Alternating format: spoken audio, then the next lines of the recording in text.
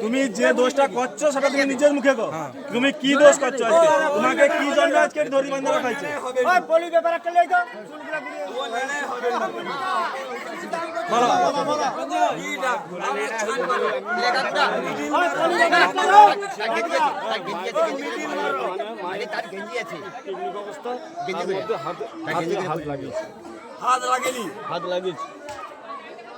বলো বলো বলো বলো আর বলো তো আর বলো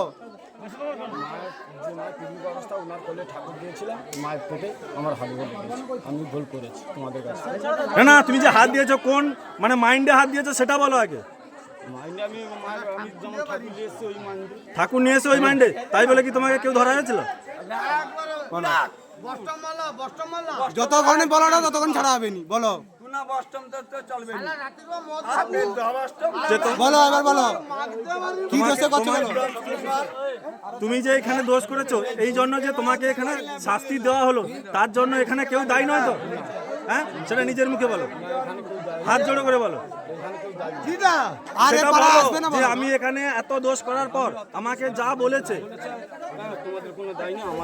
দায়ী নাই, জুতা মারা উচিত। এ পাড়ায় যেন দেখতে না পাই কে দেবো।